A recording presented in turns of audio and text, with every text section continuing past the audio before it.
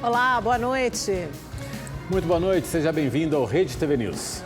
Arcabouço fiscal. Relator apresenta projeto de lei para líderes partidários em Brasília. O novo texto ainda não foi divulgado, mas o governo federal quer garantir que a nova regra não afete o Bolsa Família nem o salário mínimo. E você vai ver também. Depósitos suspeitos em dinheiro vivo. Polícia Federal investiga pagamentos feitos por ajudante de ordens de Bolsonaro para bancar despesas da ex-primeira-dama Michele Bolsonaro. Força Aérea divulga resultado da investigação do acidente que matou a cantora Marília Mendonça e descarta erro do piloto e problemas no avião. Menino de 12 anos é baleado na cabeça a caminho da escola no Rio de Janeiro. Mesmo ferido, ele conseguiu salvar a irmã e uma vizinha e pedir ajuda. Essas e outras notícias você vê aqui no Rede TV News.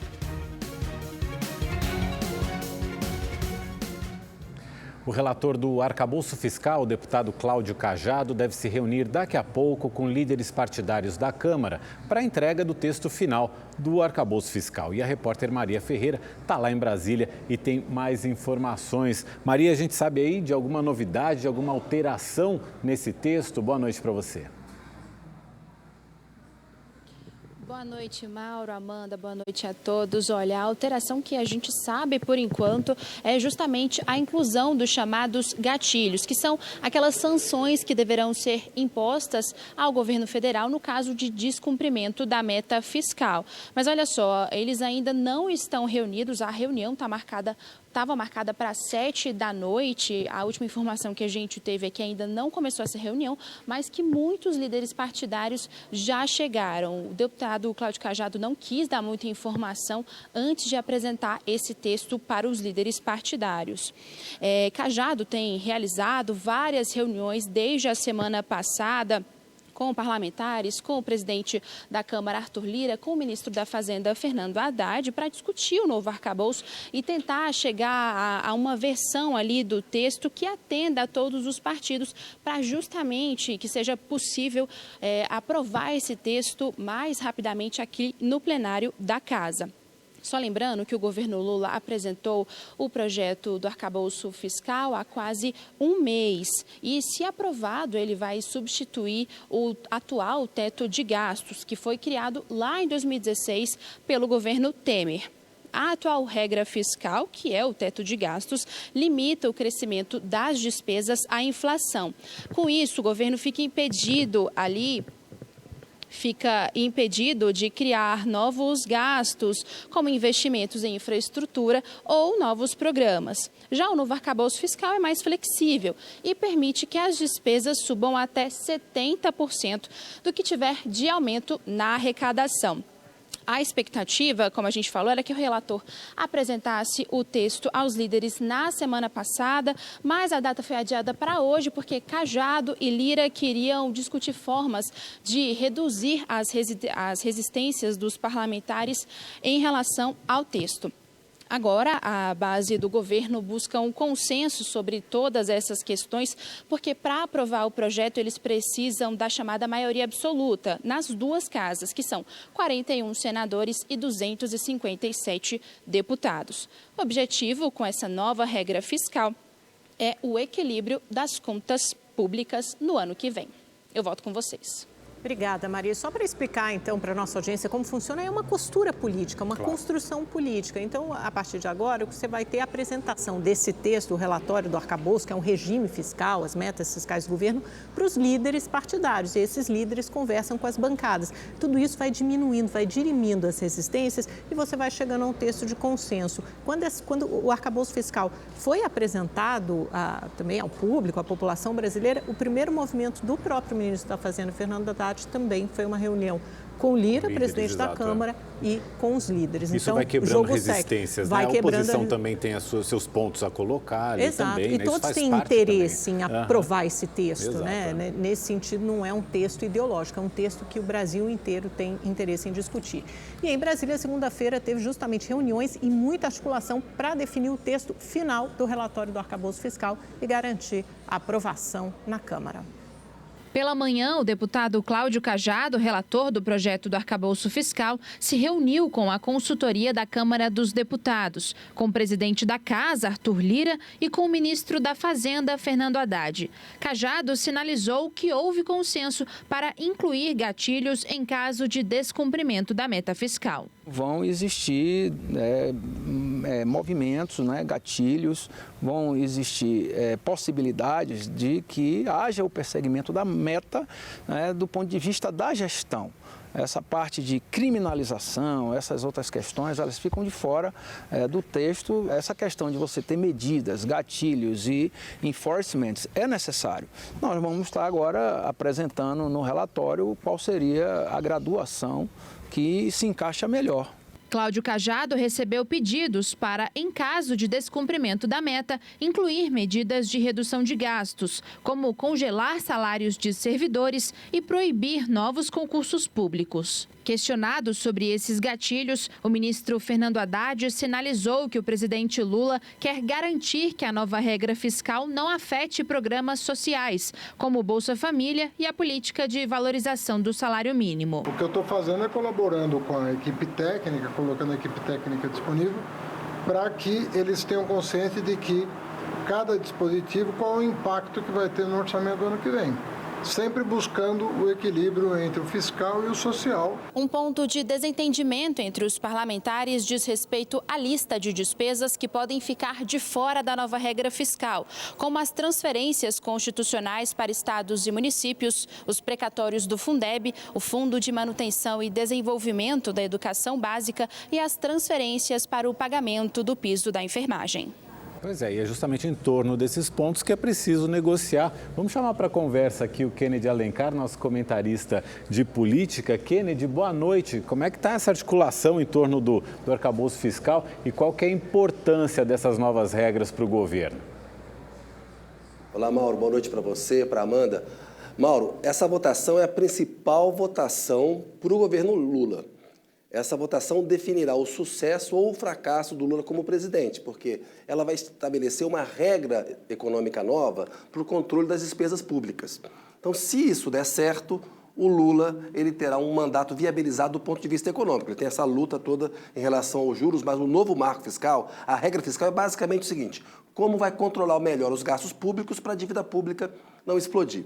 Então, é fundamental para o governo ganhar essa parada. Essa é a votação mais importante. É o primeiro teste real da articulação política do governo Lula. E o Lula entrou diretamente. Primeiro, controlando o PT. Falou, o PT não causa confusão, não peça para mudar o projeto. Depois, liberou emendas para atrair apoio de aliados. Conversou com Arthur Lira, presidente da Câmara, Rodrigo Pacheco, presidente do Senado. Claro, está na Câmara agora, foco no Arthur Lira, que está empenhado em aprovar com menos mudanças possíveis, porque ele entende que é importante entregar essa mercadoria, essa fatura, pagar essa fatura para o governo Lula, e é importante para ele também. O problema aí estão nas mudanças. O Lula quer preservar, como a gente viu a Maria informar, Bolsa Família, salário mínimo. O Haddad quer o mínimo de mudança possível. E, claro, não quer nenhuma reprimenda, nenhuma coisa que possa acarretar numa punição se a meta fiscal não for cumprida, porque a meta, por exemplo, de inflação do Banco Central não é cumprida e basta uma cartinha do presidente do Banco Central explicando que não cumpriu a meta. E faz 2 anos que ele não cumpre. Portanto, é a principal votação do governo Lula, é o primeiro teste real da articulação política, porque isso é a principal medida do governo. Sem ela, o Lula e o Haddad vão se viabilizar como presidente e ministro ou não. Mauro e Amanda. É isso, Kennedy. Acho que a gente pode começar a ter um termômetro hoje à noite para ver como vai essa reunião de líderes, Porque certamente essa semana será votada a urgência, pelo que apurei. Agora, se o arcabouço será, o projeto de lei será votado ou não essa semana, vai depender. Então, a gente começa a ter um termômetro a partir de hoje à noite. O Kennedy já volta para conversar com a gente mais um pouco. E olha, o dólar terminou o dia cotado a R$ 4,88, que é o menor patamar em 11 meses. Recuo de 0,72%, quinta queda consecutiva.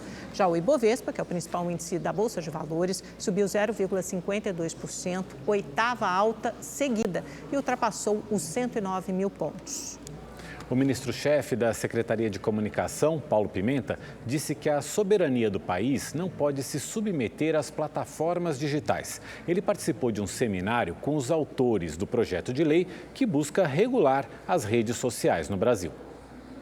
O ministro Paulo Pimenta disse que a legislação atual é insuficiente para responsabilizar as plataformas por conteúdos criminosos que impactam no direito da sociedade à liberdade de expressão e que a discussão sobre a regulação das mídias ocorre no mundo todo. E muitos que acham que esse debate poderia estabelecer algum tipo de censura ou pudesse afrontar algum princípio da democracia, desconhecem que a Austrália, a Alemanha, o Canadá, a Comunidade Europeia já estabeleceu regras, são países com democracias consolidadas e que não oferecem essas regras nenhum tipo de risco à liberdade de expressão. O ministro disse ainda que as normas internas das plataformas digitais não podem estar acima da soberania nacional. É possível que nós possamos aceitar que a soberania, a independência do país tenha que estar subordinada àquilo que alguns chamam do modelo de negócios destas empresas. Previsto para ser votado no início deste mês, o PL das fake news foi retirado da pauta na Câmara dos Deputados a pedido de Orlando Silva, relator do projeto. O deputado quer um acordo com o Senado antes da votação. A minha expectativa, a minha aposta é discutir de novo, ajustar o texto. Eu tenho feito diálogo com muitos colegas, estou bem feliz depois de fazer uma reunião com 2 bancadas que votaram contrariamente à urgência. Não é possível, que a gente adie essa decisão e nós entendemos que o debate está maduro e que dentro do próximo período o Congresso possa concluir essa votação e o Brasil também possa ter a sua legislação. O Supremo Tribunal Federal formou maioria para tornar réus mais 245 denunciados pelo Ministério Público Federal por envolvimento nos atos golpistas de 8 de janeiro. O julgamento ocorre em plenário virtual e acaba hoje. Até o momento, o STF decidiu levar 795 pessoas ao banco dos réus. Amanhã, a Corte começa a analisar mais 250 acusações. E o ministro Alexandre de Moraes autorizou que a Polícia Federal tenha acesso aos dados de celulares apreendidos com os presos nos atos antidemocráticos do dia 8 de janeiro. A decisão atende a um pedido da própria Polícia Federal. Alexandre de Moraes afirmou que os elementos de prova colhidos até agora revelam fortes indícios de prática de crimes pelas pessoas presas e, por isso, é indispensável a obtenção dos dados telemáticos para dar continuidade às investigações e evitar o desaparecimento de provas. A autorização vale apenas para os aparelhos apreendidos pela polícia no momento das prisões em flagrante. A Controladoria Geral da União revisou mais de 200 processos que estavam sob sigilo e apontou que o governo Bolsonaro fez uso da máquina pública durante as eleições do ano passado. No total, a Controladoria Geral da União reavaliou 254 processos desde fevereiro deste ano. De acordo com a apuração do jornal Folha de São Paulo, confirmada pelo ministro da CGU, Vinícius Marques de Carvalho, os dados divulgados pela Controladoria mostram que a liberação de empréstimos consignados do Auxílio Brasil ficou concentrada em outubro, mês das eleições. Ações no Tribunal Superior Eleitoral, que pedem a inelegibilidade do ex-presidente Bolsonaro, apontam o uso desse crédito durante o período eleitoral como suposto abuso de poder político.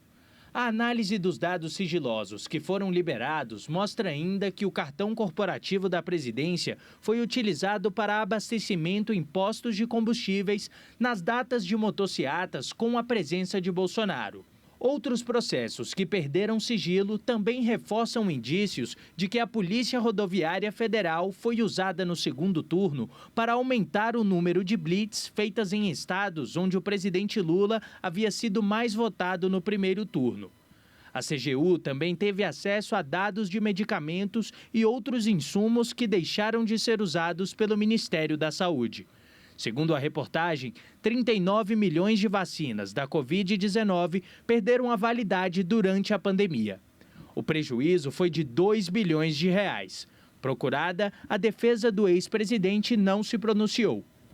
E a Polícia Federal investiga um esquema de desvio de verbas no Palácio do Planalto durante a gestão do ex-presidente Bolsonaro. O ajudante de ordens de Bolsonaro, Mauro Cid, e assessores que trabalhavam com ele teriam pago despesas da primeira-dama, Michele Bolsonaro, com depósitos fracionados em dinheiro vivo. Esquema muito semelhante à rachadinha investigada nos gabinetes de Carlos e Flávio Bolsonaro. A denúncia foi feita pelo portal UOL e a investigação confirmada pela Polícia Federal.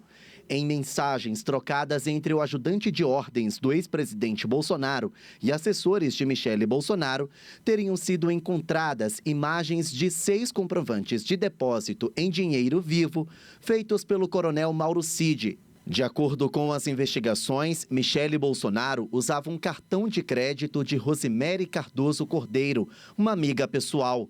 Numa das mensagens, a assessora Gisele da Silva pede que Mauro Cid faça pagamentos mensais a Rosemary. O dinheiro seria para cobrir gastos da ex-primeira-dama. A Polícia Federal encontrou 6 depósitos que somam pouco mais de R$10 mil para Rosemary, feitos entre fevereiro e maio de 2021. Também foram encontrados mais 6 depósitos entre março e maio de 2021, com um valor total de R$ 8.500 para Maria Helena Braga, casada com um tio da ex-primeira-dama. Gisele ainda enviou um boleto para Mauro Cid referente a uma despesa médica de Maria Helena. O valor de quase R$1.000 despertou um alerta do ajudante de ordem, que teria encaminhado orientação do ex-presidente Jair Bolsonaro para que o pagamento fosse feito em dinheiro, para evitar interpretações equivocadas. Mauro Cid ainda pagou um outro boleto enviado pela assessora Gisele.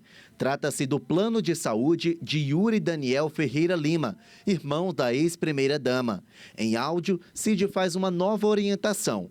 Ele diz: não tem como mandar esse tipo de boleto. Quando for assim, me manda só o pedido do dinheiro e vocês pagam por aí. O relatório foi encaminhado ao Supremo Tribunal Federal e aponta que as transações sugerem um suposto desvio de dinheiro público para o pagamento de despesas pessoais. Ainda de acordo com as investigações, o dinheiro era depositado de forma fragmentada para não levantar suspeitas. Hoje, o Ministério Público, junto ao Tribunal de Contas da União, apresentou uma representação pedindo uma força-tarefa com a Controladoria Geral da União e a Polícia Federal para apurar as denúncias. A Polícia Federal ainda investiga depósitos feitos por uma empresa privada contratada pela Codevasf, que é um órgão público. A empresa terceirizada fez 12 depósitos na conta de um sargento subordinado a Mauro Cid. De acordo com as investigações, o sargento pagou despesas de Michele Bolsonaro. A divulgação das conversas repercutiu no Congresso Nacional. Você faz um processo de licitação, uma determinada empresa ganha e essa empresa se vê na obrigação de pagar as contas pessoais da ex-primeira-dama no Brasil. Então isso chama-se corrupção, utilização de dinheiro público para bens pessoais. Nossa, é uma confusão. Deixa eu voltar aqui com o Kennedy Alencar, porque é difícil imaginar que no Brasil hoje, em que todo mundo faz PIX, né, ou transferência bancária, você vai pagar despesas com depósito em dinheiro vivo, sacar o dinheiro e depois depositar em outro caixa eletrônico para o quê? Talvez esconder a origem do dinheiro. Mauro Cid e Michele Bolsonaro não são personagens secundários, né, Kennedy? São protagonistas, estão no alvo da PF. Qual o potencial investigativo e político desse esquema? Oi, Amanda. O caso, a investigação do UOL é demolidora para a imagem da ex-primeira-dama Michele Bolsonaro, porque até hoje ela se vendia como uma vítima desse modus operandi do bolsonarismo de usar a rachadinha, o depósito fracionado, o pagamento em dinheiro vivo. E até hoje, o ex-presidente Jair Bolsonaro não explicou os cheques que o Queiroz depositou na conta da então primeira-dama Michele Bolsonaro. Agora, você tem informações que mostram ela como beneficiária direta, Amanda, de cartão de crédito da amiga. Você está vindo para Brasília amanhã, nós vamos ter uma agenda aqui. Eu quero ver se você pode me emprestar o seu cartão de crédito, deixar comigo aí uns 6 meses, aí depois eu devolvo ele para você. É uma coisa incabível, né? Olha aqui, uma fornecedora da Codevasf depositou R$23 mil na conta de um auxiliar do Coronel Cid, que fala, ó, quando tiver esse tipo de despesa aí, esse tipo de boleto aí de irmão, de parente, não manda não, só me avisa que eu mando o dinheiro. Ou seja, é um ajudante de ordens de um presidente da República mostrando um esquema, né, de operação de recursos dentro da Presidência da República que a gente não pode chamar de outro nome, né? Tem cheiro de corrupção, tem cara de corrupção, parece corrupção. Claro que temos que dar o direito de defesa a todo mundo que é acusado. Né? Numa democracia é assim, ainda bem que a gente não está numa ditadura como a que o Bolsonaro defendia, porque se tivesse ele estava lascado. Numa democracia ele vai ter o direito de defesa. Só que nesse caso tem áudio, tem cópia de recibo, tem cartão de crédito da amiga. Portanto, me parece que a ex-primeira-dama Michele Bolsonaro, ela não era só uma vítima desse modus operandi aí da rachadinha, que é como a família Bolsonaro construiu o patrimônio dela. Ela se beneficiou desse esquema e o usou muito. Portanto, eu creio que o caso para ela, tanto do ponto de vista político, é demolidor, porque vira e mexe, né? No PL falam que ela pode ter uma carreira política, vai ser difícil prosperar numa carreira política com tanta coisa a explicar, e do ponto de vista jurídico, a situação se complica para ela, e claro, para o Mauro Cid, que era um faz-tudo da Presidência da República, não era um ajudante de ordens, né? É isso, Amanda. Obrigado, Kennedy. Boa noite para você. A FUNAI está investigando denúncias de irregularidades nos contratos de compra de carne para a população indígena do Vale do Javari, no Amazonas. Segundo informações do jornal Estado de São Paulo, o governo federal, sob a gestão de Jair Bolsonaro, comprou e não entregou 19 toneladas de bisteca congelada para os indígenas. A presidente da fundação, Joênia Wapichana, mandou apurar essas possíveis irregularidades.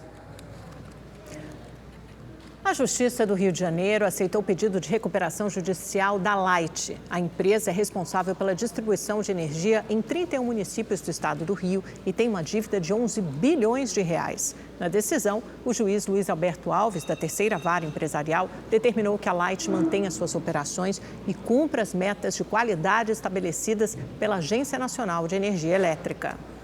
O mercado financeiro elevou a projeção de inflação para este ano de 6,02% para 6,03%.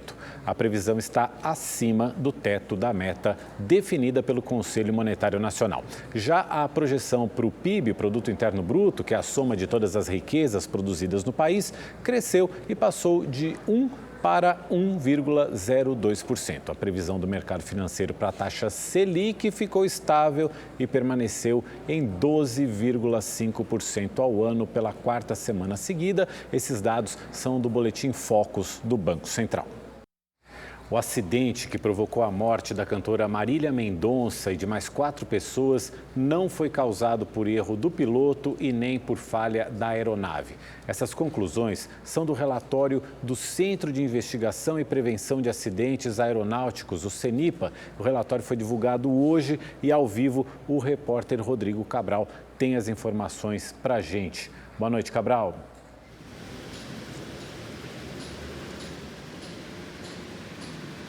Boa noite, Mauro. Boa noite a todos. O relatório do CENIPA foi repassado a representantes das famílias das vítimas do acidente. Segundo o advogado da família da cantora Marília Mendonça, Robson Cunha, um cabo de energia é apontado como o principal causador da queda do avião. Mas é preciso esperar a conclusão do inquérito da Polícia Civil. O advogado disse também que o piloto da aeronave fez tudo dentro da regularidade, mesmo fora do perímetro de segurança do aeroporto. Ele afirmou que, a partir do relatório do CENIPA, o indicado é que sejam colocados identificadores nas linhas de transmissão de energia que passam perto da pista do aeródromo de Caratinga, onde ocorreu o acidente no interior de Minas Gerais. Ninguém da família de Marília Mendonça compareceu na apresentação deste documento. O advogado...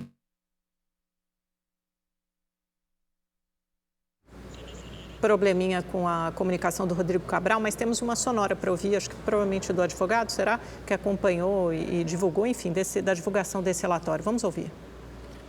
Nós temos agora uma conclusão de que não houve uma falha operacional da máquina. Nós temos uma conclusão de que, ainda que houve uma mudança naquela rota que foi pré-estabelecida, isso não demonstra um erro. Então, agora nós vamos ter que identificar que, de fato, o que a gente já sabe que foi preponderante para o acidente, que foi o obstáculo. Se esse obstáculo há ou não, a obrigatoriedade está identificada. O acidente que matou Marília Mendonça e outras 4 pessoas aconteceu há cerca de 1 ano e meio em Minas Gerais. Desde então, as causas da queda estavam sendo investigadas. O avião que transportava a equipe de Marília Mendonça caiu em Caratinga, no interior de Minas, no dia 5 de novembro de 2021. A cantora faria um show na cidade para cerca de 8.000 pessoas. O restante da banda viajou em um ônibus e aguardava a chegada da artista. O bimotor, que tinha capacidade para 6 passageiros e havia decolado de Goiânia, estava em situação regular e tinha autorização para fazer táxi aéreo, segundo a Agência Nacional de Aviação Civil. A queda aconteceu momentos antes do pouso. Além da cantora de 26 anos, o piloto Geraldo Medeiros, o copiloto Tarcísio Viana, o produtor Henrique Ribeiro e o tio e assessor da artista Abicieli Silveira Dias Filho morreram no acidente. Em novembro de 2022, 1 ano depois da queda, a Polícia Civil de Minas Gerais divulgou os primeiros detalhes da investigação criminal. De acordo com a apuração, o piloto não seguiu o padrão de pouso do aeródromo de Caratinga. Geraldo Medeiros teria se afastado muito do local recomendado e saído da zona de proteção. A aeronave bateu em uma rede de transmissão de energia elétrica e um cabo de aço teria se enrolado no motor esquerdo do avião. Na época, o delegado descartou que o piloto tivesse sofrido algum tipo de mal súbito ou estivesse sob efeito de medicamento ou droga. Pois é, vamos tentar entender melhor tudo isso, todo esse caso, e para isso a gente vai contar com a ajuda ao vivo do perito aeronáutico Daniel Calazans. Boa noite, Daniel. Obrigado por estar aqui com a gente. Então, a gente tem, por um lado, o relatório do CENIPA dizendo que não houve falha nem mecânica nem do piloto, mas a gente também tem esse dado aí preliminar da Polícia Civil dizendo que o piloto saiu da rota indicada. O que a gente pode concluir de todas essas informações? Mauro, boa noite. Amanda Clay, boa noite. Prazer estar convosco. Olha, o relatório do CENIPA é um procedimento, uma investigação administrativa. Não apura nem causas, né, e nem culpados. Então, seria incoerente culpar quem quer que seja ou até mesmo isentar. Falar que o relatório do CENIPA isenta a quem quer que seja, piloto, de culpa, é temerário e incoerente. O relatório da polícia, aí sim, a investigação da polícia, até mesmo prosseguindo para o Ministério Público e juiz, aí nós temos uma outra investigação com uma finalidade de apurar a responsabilidade. E aí nós podemos quebrar a incoerência. Hoje tem incoerência, mas por que incoerência? Porque nós temos um relatório para fins administrativos que apura fatores contribuintes e pessoas tomando aí partido desse relatório administrativo para apontar ou isentar de responsabilidade. Esta é a incoerência. Se não houve falha mecânica, uma pergunta eu faço. O piloto sabia a altitude que ele devia estar voando. Ele chocou o obstáculo. Se ele chocou o obstáculo, colidiu o obstáculo, ele estava numa altitude, uma altura inferior ao que estava estabelecido na carta. O Rotaé, por exemplo, estabelecia lá qual era a altitude do obstáculo. Então, é uma pergunta, eu não estou acusando o piloto, muito menos isentando, mas eu faço essa pergunta. Ora, se não havia perda de potência, a aeronave estava voando normalmente, o piloto chocou, colidiu os obstáculos, que tinha indicação da altitude mínima em carta, é uma pergunta que a investigação criminal da polícia poderá responder. Do relatório do CENIPA não responde essa pergunta, da maneira que precisa ser questionada. Calazans, boa noite. Justamente essa é a minha dúvida, né? Assim, falando para leigos, a gente imagina que sejam avenidas, como se você tivesse um mapa, um GPS no céu que diga exatamente a altitude que você tem que estar. E por mais que o piloto tenha se desviado da rota original, ele foi por essa nova rota, que também é uma rota prevista, passível de ser percorrida. No entanto, ele se chocou com essa linha de transmissão. Aí fica aquela questão, ou se tratou de uma falha humana, que o relatório do CENIPA não apontou, ou então da Companhia Energética de Minas Gerais, que deveria ter sinalizado melhor essa linha de transmissão. Isso também tem que fazer parte das melhorias, porque esse relatório ele indica principalmente não só no sentido de apontar causas, mas também de evitar que futuros acidentes aconteçam. Uma coisa é interessante, nós precisamos perguntar o que essa linha de alta tensão, né, estava fazendo ali naquele local. E outra pergunta muito interessante, havia documentos, e hoje, depois das leis que obrigam a sinalização. Então, essa pergunta alguém tem que responder. Por que não estava sinalizada essa rede de alta tensão? Essa pergunta precisa ser feita. Mas ainda Esse é um fato, é um fator, mas temos outro. Quando nós estudamos investigação criminal para fim de responsabilidade, a gente apura todos os fatos. Ainda que não estivesse sinalizado, que é uma falha, nós precisamos saber por que o piloto não estava voando acima dessa altitude, uma vez que o obstáculo estava previsto na carta aeronáutica, altitude mínima. São duas perguntas. A sinalização ausente, alguém foi responsável por não sinalizar, e por que o piloto estava voando na altitude ou na altura do obstáculo? Duas perguntas interessantes que, cuidado, eu ouvi na mídia aí hoje algumas conclusões equivocadas e incoerentes. O relatório do CENIPA é um relatório administrativo, não dá para culpar nem isentar. Eu faço perguntas que a polícia, a investigação criminal, há de responder. A gente agradece muito ao perito aeronáutico Daniel Calazans por nos ajudar a compreender melhor essa questão. Muito obrigado, volte sempre aqui ao Rede TV News. E toda a população acima de 6 meses já pode receber a vacina contra a gripe no Brasil. A ampliação foi divulgada pelo Ministério da Saúde. Ana Maria saiu cedo de casa para tomar a vacina contra o vírus influenza. Estava acompanhando e esperando chegar a hora ansiosamente para tomar. Jefferson também se programou para imunizar logo que soube que a campanha foi ampliada. O calendário de vacinas está aí, a gente tem que acompanhar, tem que estar atento, né, e é super importante para se manter imunizado. A campanha começou no dia 10 de abril, até então só para alguns grupos prioritários pelo país. Mas o movimento do público elegível ficou abaixo das expectativas do governo. Aqui na capital paulista, a cobertura vacinal está em 26%. Foram aplicadas pouco mais de 1 milhão de doses até agora. Por isso, como há estoque, a imunização foi ampliada para todos acima dos 6 meses de idade. Essa medida foi tomada pela Prefeitura muito por conta da chegada das frentes frias, uma antecipação do clima de inverno que normalmente vem acompanhado de maior disseminação de doenças de vírus respiratórios pela condição climática. O objetivo do Ministério da Saúde é diminuir a incidência da gripe, que pode levar a quadros graves, internações e mortes. A disponibilização das doses será de acordo com o planejamento estabelecido por estados e municípios. Todo ano eu tomo a da gripe e quando a gripe vem, ela já vem fraquinha, não consegue me derrubar, entendeu? A Sebastiana, de 90 anos, deixa um alerta para quem ainda não se vacinou, independentemente de ser grupo de risco ou não. Fica ali livre de pegar a doença, né, que já matou tanta gente, né? O Amapá decretou emergência em saúde pública por causa de síndromes respiratórias. Os casos aumentaram 108% nos primeiros meses do ano e faltam vagas de UTI. 2 crianças morreram. Este senhor estava apreensivo com a situação do neto. Enquanto a gente gravava, funcionárias da Secretaria de Saúde tentaram impedir. A mãe da Safira, de apenas 3 anos, precisou levar a filha ao pronto atendimento depois que a criança apresentou problemas respiratórios. Tosse, ela diz que dói o ouvido, cabeça. Em Macapá, muitas crianças estão sendo diagnosticadas com bronquiolite, uma inflamação das vias respiratórias. De acordo com a Secretaria de Saúde do Estado, a rede hospitalar, pública e privada, registrou mais de 190 casos de internação até a semana passada. A maioria dos pacientes tem entre 7 meses e 4 anos. 29 foram entubados.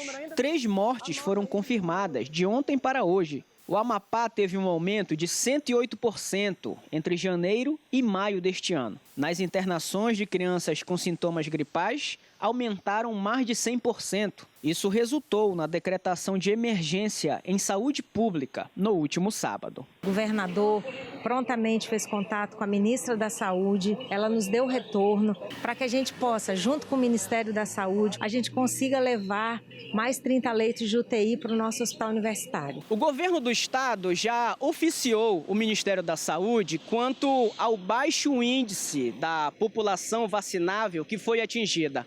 Apenas 16% de crianças de 6 meses a 6 anos incompletos. As cidades de Macapá, Santana, Oiapoque e Laranjal do Jari apresentam a menor cobertura vacinal. Aqui na capital, por exemplo, a partir de hoje está sendo intensificada a vacinação para imunizar as crianças contra a gripe. Nesta manhã, equipes de saúde percorreram bairros da cidade para imunizar a população. Agora é um período sazonal, que é aquela nossa comum gripe que nós conhecemos, porém essa gripe ela pode se agravar para uma síndrome respiratória aguda grave. E é isso que nós não queremos que aconteça, principalmente com as crianças menores de 5 anos, com as grávidas, puérperas e as pessoas acima de 60 anos.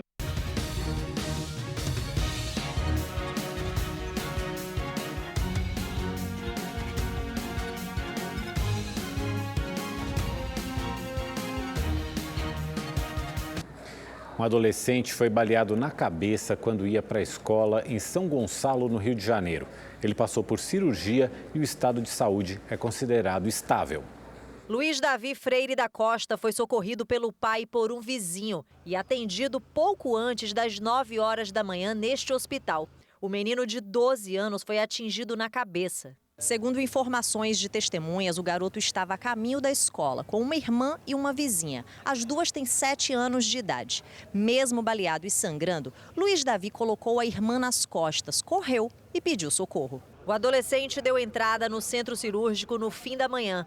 O procedimento de retirada da bala precisou ser interrompido por causa de uma queda de pressão e só foi retomado à tarde. A mãe do menino não quis conversar com os jornalistas. O caso aconteceu no Jardim Catarina, em São Gonçalo. A comunidade é dominada pelo tráfico de drogas. A polícia militar informou que havia uma equipe no local fazendo patrulhamento e os criminosos fizeram disparos contra os agentes. Ainda de acordo com a PM, os policiais não revidaram e só depois o batalhão foi informado sobre o ferimento do garoto. De acordo com o Instituto Fogo Cruzado, só este ano, 76 pessoas foram atingidas por balas perdidas na região metropolitana do Rio. 8 eram adolescentes. De volta ao Rede TV News, com notícia quente que acaba de sair. A defesa do ex-presidente Jair Bolsonaro convocou uma entrevista coletiva agora à noite, após as denúncias envolvendo o uso de dinheiro vivo no pagamento de contas da ex-primeira-dama Michele Bolsonaro. Repórter Igor Damasceno tem as informações para a gente, acompanhou essa coletiva. Afinal de contas, qual foi a linha de argumentação da defesa? O que eles disseram, Igor? Oi, Amanda, boa noite a você, também ao Mauro, boa noite a todos que nos acompanham. É isso mesmo, a coletiva de imprensa foi na sede do Partido Liberal e acabou nesse momento. De acordo com o advogado Fábio Van Garten, todas as denúncias e contas que a imprensa divulgou dizendo que era relacionada às contas públicas, segundo Fábio Van Garten, na verdade eram relacionadas e pagas pelo próprio dinheiro pessoal do ex-presidente Jair Bolsonaro. Disse ainda que quem cuidava das contas pessoais do ex-presidente era o tenente ajudante de ordens de Bolsonaro, o coronel Mauro Cid, e que Cid sacava o dinheiro de Bolsonaro e fazia uma contabilidade das pequenas despesas de pequenos fornecedores para evitar uma exposição do ex-presidente Jair Bolsonaro. Disse ainda que ele nunca utilizou o cartão corporativo. A respeito do cartão de Michele Bolsonaro, a ex-primeira-dama, que estava vinculada a uma amiga dela, identificado como Rosimeire, a defesa, Fábio Van Garten, disse que, na verdade, esse cartão esteve ativo entre novembro de 2011 e agosto de 2021. E disse que todas as contas desse cartão adicional da ex-primeira-dama também eram pagos com dinheiro da família Bolsonaro, dinheiro esse pessoal, de acordo com a defesa. Disse ainda que Bolsonaro não fez um cartão adicional para Michele Bolsonaro porque ele seria pão duro. Essa foi a palavra utilizada. E que exatamente por isso a conta dela, o cartão dela, era vinculado a uma amiga. Disse também, a defesa destacou que repudia ilações que não vêm de recursos próprios. Amanhã o ex-presidente deve prestar o depoimento na Polícia Federal, mas não tem a ver com isso. Mas a defesa fez questão de ressaltar que todo o dinheiro foi gasto com as contas pessoais de Bolsonaro e não com dinheiro público. Voltamos ao estúdio. Bom, tudo isso pode ser comprovado com recibos bancários, né? Vamos aguardar. Mas quando você faz a transferência bancária, quando você saca dinheiro no bolso do caixa e paga, é difícil comprovar a origem. O dinheiro que saiu da conta, pelo menos dá para comprovar, se for possível. Vamos ver o que acontece nessa investigação. Rede TV News fica por aqui. Uma ótima noite para você. Boa noite, nos vemos amanhã. Tchau, tchau.